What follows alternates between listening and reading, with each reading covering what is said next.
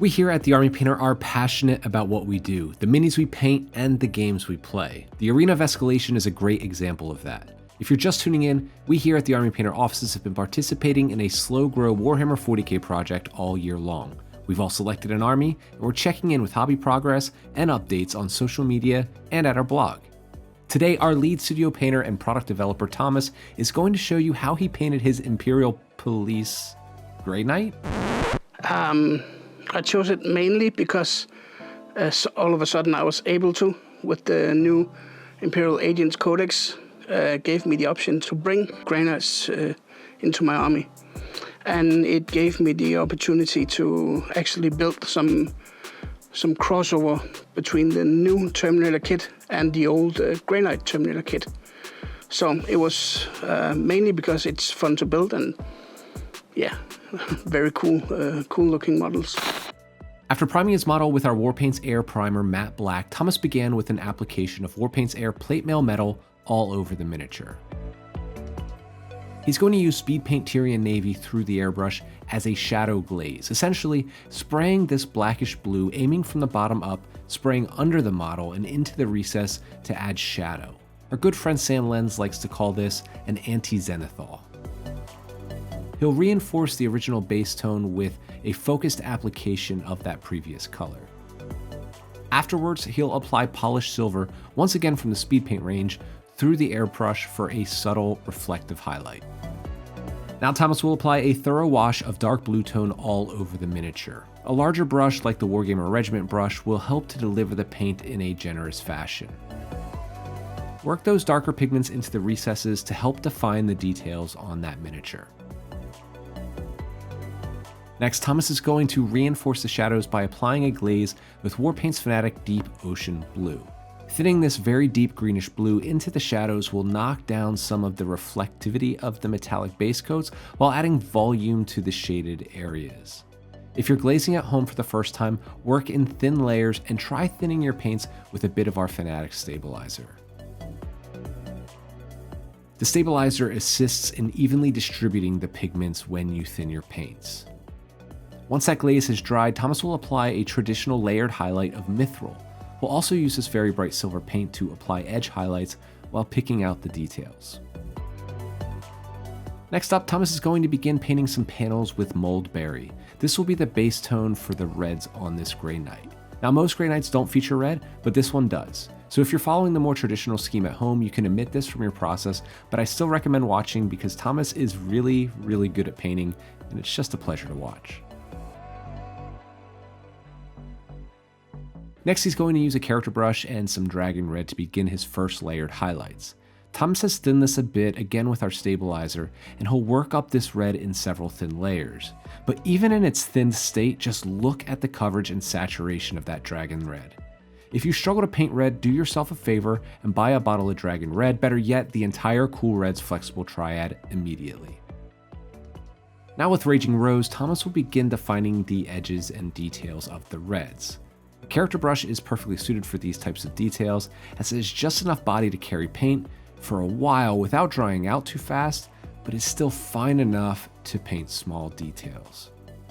He'll apply a highlight of opal skin. This time it will be more focused spectral highlight on the most extreme corners and hardest edges.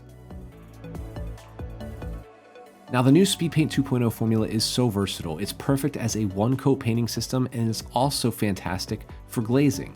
Thanks to its unique and powerful pigmentation, speed paints can be thinned and applied to add punch and even more saturation to colors like red, yellow, green, and more. Applying a speed paint glaze also helps to smooth transitions and harmonize your previous work. Not that Thomas needs it because his blends are smooth as fuck anyways. You don't have to apply this too heavily, just a light, thin coat will do the trick. Here is a really cool hack. If you've already painted your model in silver tones and want to add golds, begin by simply applying a base coat of a ruddy or yellowish speed paint, as Thomas is doing here with Ruddy Fur. This shifts the hue and tonality of the silver and leaves a perfect canvas to begin layering up your golds or bronzes. To do that, just grab your color of choice, Thomas is using Greedy Gold here, and then begin highlighting it from there. Finish that off with a refined highlight of Warpaints Fanatic True Brass, and you've just made painting gold super easy. This hack saves loads of time and offers a real smooth and compelling final look. With the gold down, grab some Grim Black Speed Paint and paint the under armor and internal housing. Then base coat your purity seals with Mold Berry. Next, Gray Castle for the Parchment. You can use this on the decorative skull as well. Apply a simple highlight of Brain Matter Beige. Then apply a wash using Sepia Tone to the Parchment, Soft Tone for the skulls, and Strong Skin Shade for the candles and other details. Next, highlight the Parchment again using Brain Matter Beige in a scratchy textured fashion. Continue to use this to highlight the skull before grabbing Raging Rose once again to highlight the seals. Finally, use Matte White from the Fanatic range to apply the most extreme highlights to the candles, skull, and Parchment. You can also use this color to block in the lenses of the Grey Knight's helmet. And now it's time for everybody's favorite segment, fun with fluorescence. To kick things off, we'll use Radiation Glow, one of the fluo effects from the Fanatic range. Just apply this to the burning areas of the candle. Once that's dried, highlight that with a bit of Demonic Yellow, leaving some of the orange showing for a very simple flame effect. Let's grab another glow effect, this time Data System Glow, to help make those lenses pop. All it takes is one coat. You can go ahead and define this later with a highlight, maybe one of the vibrant greens if you choose to do so. Thomas has his ruddy fur once again. This time he's using it as a glaze to weather down the blade of the spear. Then he's going to show off some freehand work. It's a common misconception by novice painters that using thicker paints aids freehand work.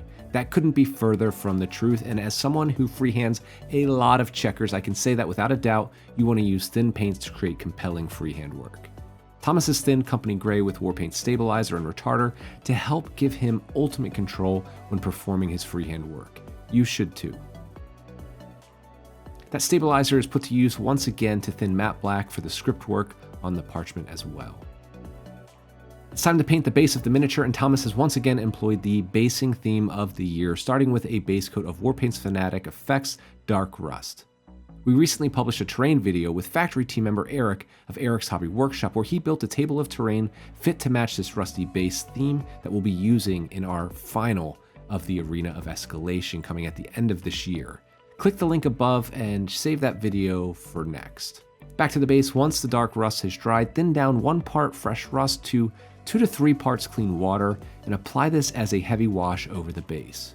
The brighter orange pigments and the fine texture found inside these effects paints will work their way into the recesses for the easiest and most realistic rust effect that you can achieve with acrylic paints today.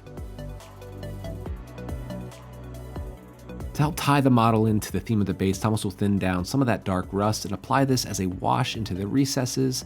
He'll also stipple this with an old brush for a dry textured effect. With that complete, this Grey Knight is ready to battle alongside Thomas's Imperial Police in the Arena of Escalation.